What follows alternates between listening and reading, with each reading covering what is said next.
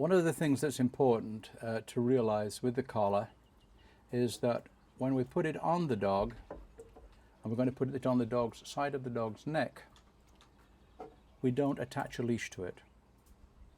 One of the worst things you can do is attach a leash to this. Some people have done, and then as your dog pulls and you're using a certain sensation as you pull in, the pressure of the pull plus the stimulation feels higher.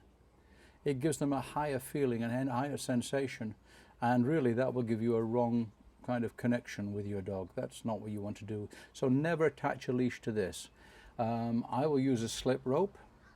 I will use a flat collar.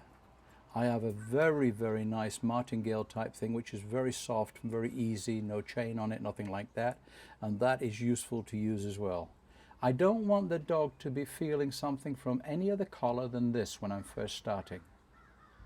In other words, when this is on the dog's neck, this is what I want him to feel. So anything I'm using other than that is just a guide. I'm wanting him to understand and read this. This is the language I want him to have. So anything, I'm not going to be popping, I'm not going to be jerking, I'm not going to be pulling harsh, I'm going to be guiding, I'm going to be showing, I'm going to be helping him through things.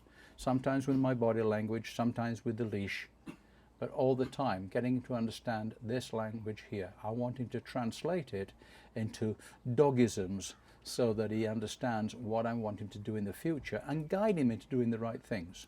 And if you think about it, what are we doing in dog training? We're trying to create good habits.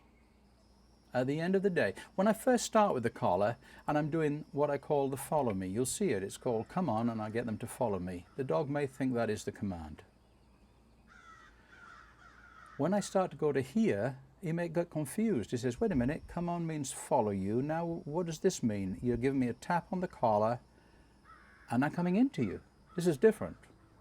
So now it becomes more of a prompt, do what I'm asking you. When we get to sit, where I tap him on the collar and sit, and even if he understands it, he'll say, wait a minute, it meant come on, it meant here. Now what's it got to do with sit? And it becomes a prompt. And sometimes you will find that you have dogs which understand sit, and then you tap them with the collar, sit, and they don't. Because the collar is interrupting the command sequence, and they're saying, well, I hear sit, but I've never had a funny feeling with it. I've never had that feeling with it. I wonder what he wants. The command has changed. So many times with the dogs, give them the benefit of the doubt. Show them sit with the collar as well as the verbal command. Does that make sense? I hope it does, because it's an important one. So many people say, oh, my dog understands sit. Oh, he understands sit. He understands here. He understands down. He may not do when you're tapping him with the collar. And it's important that we get them to understand the collar with every command, with the way I teach it anyway. Okay, so with the collar, all right, we want to put it on the dog, and we're going to put it as high as possible on the side here, underneath the ear. We're going to fasten it on there, and basically we just move it a little bit so it goes between the hair. If the collar moves, it's too slack.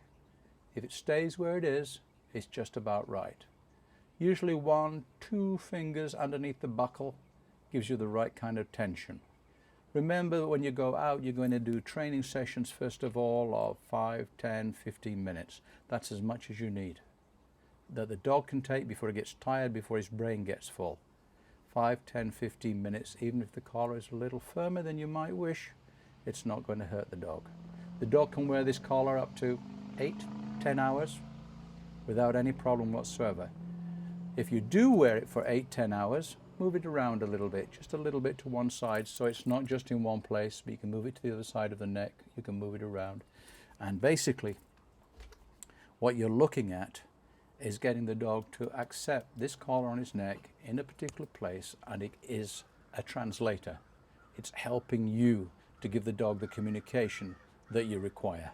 And let's just go, I mean, I'll try, one of the things which is interesting is hold it in your hands, put it on your legs, put it on your arms, and notice how it changes. I can't feel a 2 on my neck. I can't feel a 3. Okay, I'm on a 4. This is on a 15 levels, okay? And I can feel, and it's funny, it's like a little feathery touch. Tut, tut, tut, tut, tut, tut, tut. I go to a 5. And it's just a little heavier, as though it's now a little bit of a tip of something. I go to a 6.